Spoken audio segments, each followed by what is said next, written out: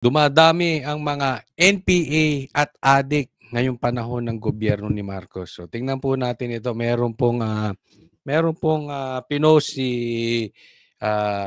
Pulong Duterte sa kanyang page. Ayan, nakikita nyo naman at meron pang blue check. So babasahin natin unti-unti.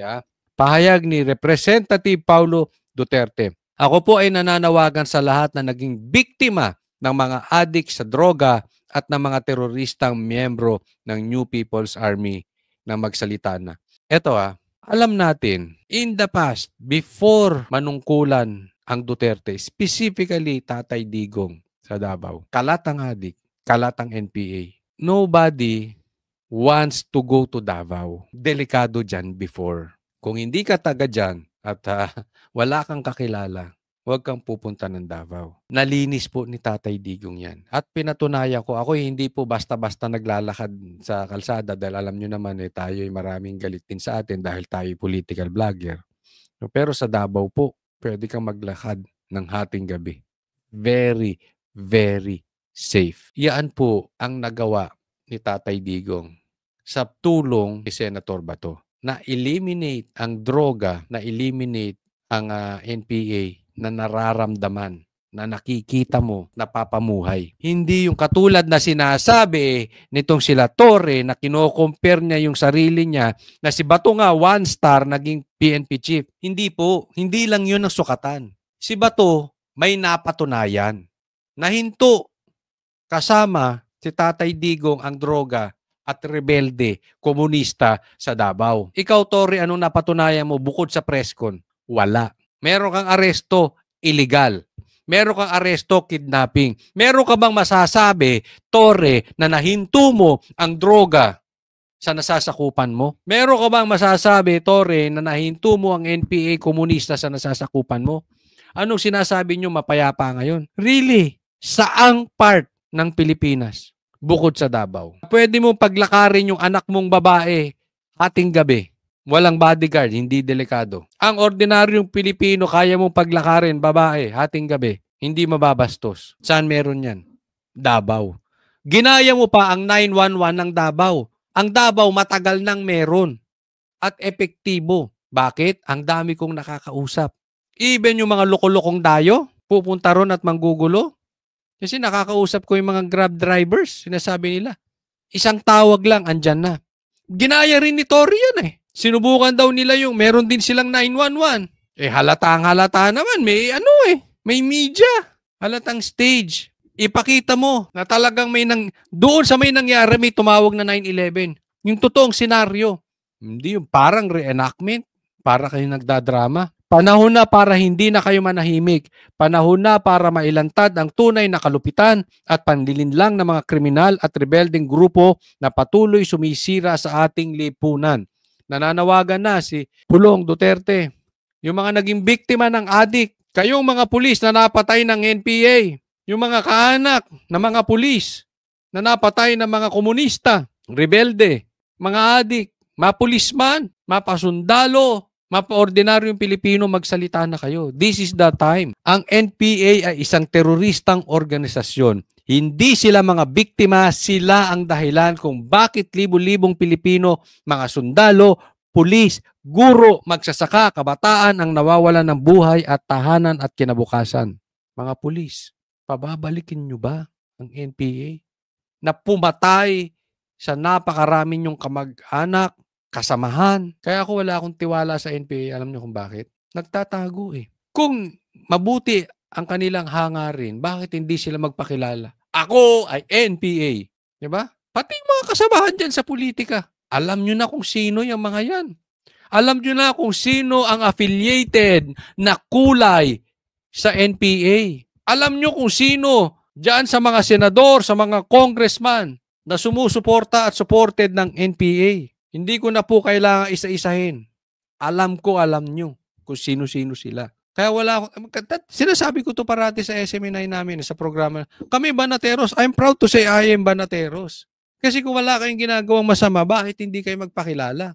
May nakita na ba kayo nagsabi, ako NPA? Tama itong ginagawa ko. Meron nagpapakilala, dating NPA, na nagbagong buhay. Hindi yung, NPA ako, pulitiko, nakaposisyon, NPA ako. Bakit? Maganda ang aming adhikain. Yung ganun ba? Wala, di ba? Sa halip na makibaka para sa kapayapaan, ang dala nila ay dahas, pananakot at pangingikil sa mga komunidad. Ilan na sa inyo nakikilan ng NPA? Ilan na sa inyo ang napagtripan ng adik?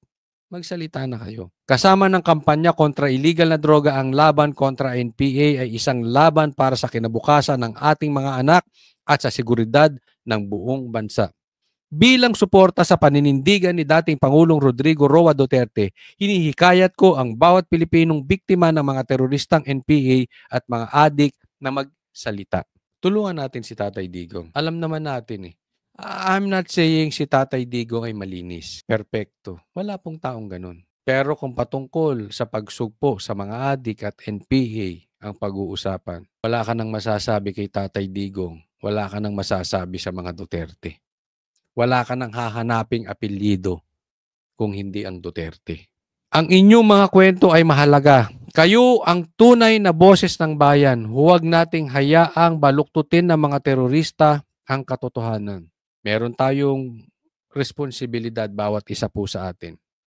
Ako, kayo, ikaw, lahat po tayo. At kung kayo ay nabiktima, ang kapamilya nyo, mahal nyo sa buhay na biktima, responsibilidad po ninyong magsalita. Kapit lang kayo sa mga Duterte, I'm sure tutulungan po nila kayo. At yung talagang mga nabiktima, kung hindi po kayo makalapit sa Duterte, message lang po kayo sa akin. Ilalapit ko po kayo sa Duterte. Ito ay hindi laban ng isang tao lang. Ito ay laban ng bawat Pilipino na nagnanais ng kapayapaan at hustisya. Makakaasa kayo, kami ay handang makinig, protekta at kumilos. Sama-sama nating ipaglaban ang isang Pilipinas na malaya sa droga, takot at terorismo. Kaya alam nyo, wala akong katiwa-tiwala sa gobyerno na adik. Ayoko talaga. Ayoko ng rebelde, komunista, NPA, adik. Yan yung mga ayaw ko talaga. Ever since, hindi ako agree sa mga yan. Kaya, again, uulitin ko. Kaya ang loyalty ko nasa Duterte. That is the very main reason. Because they are fighting drugs and NPA. At kahit kay Pastor Kibuloy, alam naman natin na kung talagang lantarang lumalaban sa mga NPA at rebelde, wala na po kayong makikita bukod sa Duterte, kundi si Pastor Kibuloy. Kaya nga ang respeto ko sa kanila, ang loyalty ko sa kanila sobra. Kaya nang sabi ko, wala ka nang hahanapin na apelyido kung gusto nyong masugpo yun, Duterte. At bukod sa Duterte, Kibuloy. Alam nyo po si Pastor Kibuloy, this is public knowledge. Nilaan niya ang SMNI para masugpo una itong mga NPA komunista na ito. At the same time, itong mga adik. No? Pero talaga ang focus, it's itong mga komunista. Kaya nga naman, yung mga komunistang politiko na slowly but surely ilalantad namin ang kalokohan nila. Itong mga politiko na ito na ginigipit si Pastor Kibuloy, because we all know galit at sinusugpo ni Pastor Kibuloy itong mga NPA. At sila ay nasa isang grupo. Antayin nyo lang po. Kaya nga pilit nilang ayaw makabalik si Tatay Digong Dahil delikado na naman itong kulay, isang kulay ng politiko, ng mga politika, grupo ng mga politiko. Alam nyo naman kung anong kulay ito na talagang may affiliation sa mga NPA. Kaya pag nakaupo si Tatay Digong at nakabalik ang SMNI in full blast, ang unang aasikasuhin yan, pagsugpo sa NPA. Kaya grabe ang respeto ko sa mga yan. Antayin natin. Siguro naman, kung hindi ka bago sa politika, alam nyo naman yung panggigipit. And that is the very reason na kinakalaban din. Hindi lang si Tatay Digong, kung hindi pati si Pastor Kibuloy. Next topic po tayo. Eto. Grijaldo. Ginantihan si Abante at saka si Dan Fernandez. Tingnan nyo, detention order versus Grijaldo, binawi na ng Quadcom. Hindi lang kay Grijaldo, pati na rin ata dito sa mag-asawang Attorney Roque, no? Yung kanilang contempt order, no?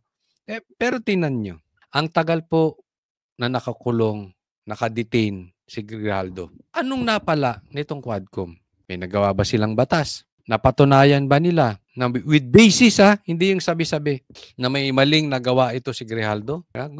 Kasi gusto nilang ipalaglag kay Grijaldo si Tatay Digong na hindi naman niya ginawa. Sa katunayan, ibinulgar pa ni Grijaldo, para doon sa mga hindi nakakaalam, binulgar ni Grijaldo na ito si Abante at si Dan Fernandez. Bago umattend ng hearing, kinausap muna siya. At may mga kondisyones di umano na pinapasabi sa kanya na hindi siya pumayag. Binulgar niya. Kaya kinontempt siya. So may napala kayo. Binawasan nyo lang, inalisan nyo lang ng karapatang pantao. Ito yung sinasabi, human rights kayo ng human rights story. Siya ang nawalan ng karapatang pantao. Ikunulong ninyo. Hindi dumaan sa due process. Ang korte nga, bago ikulong, dinidinig ang buong magkabilang panig. Si Grijaldo, hindi nyo pinakinggan ng maayos. Meron na kayong desisyon. Bawat sasabihin niya, binabara nyo lang. Kayo ang nagalit, parang kayo ang nagdemanda, at kayo din ang judge, at kayo din ang nagkulong. Yung pang-aapi nyo at pang-aabuso sa inyong kapangyarihan, ginawa nyo kay Grijaldo. Hindi niya deserve yan. Pagkatapos ng termino ng 19th Congress, inalis nyo yung contempt. Anong napakinabangan? Anong napatunayan nyo? Wala. Kinawawa lang nyo si Grijaldo. Pero alam nyo, ganyan talaga ang pagkakataon. May kasabihan. Ano tinanim mo, yun ang aanihin mo. Yung iba ang tawag nila karma. Yung iba pa nga ang tawag digital karma. Bakit? Tingnan nyo. Anong nangyari kay Dan Fernandez? Talo. Anong nangyari kay Abante? Talo. Parehas malakas. Talo. Bakit? Kaya mag-iingat po tayo pag nangaapi tayo ng ibang tao. Nangaapi tayo dahil tayo ay nasa kapangyarihan. Iiwasan po natin mang-api kung tayo ay nasa itaas. Iwasan po natin mang-api kung tayo ay nasa posisyon, nasa kapangyarihan at nangaapi tayo ng maliliit. Abusado po yan sa kapangyarihan ng tawag dyan. Para kayong nakulam ni Grijaldo, para kayong nagantihan ni Grijaldo. Ito, paalala lang sa ating mga kababayan, wag po nating kakalimutan. Pagka merong gumagawa sa atin ng masama, hindi naman natutulog ang Diyos. Wag natin ilalagay ang batas sa ating kamay. Mag-iwan tayo ng pagkakataon na ang Diyos ay ipagtatanggol tayo. At mas matindi pag ang nagtanggol sa atin ay Diyos. Kaya ito nga, kita nyo, ang bilis.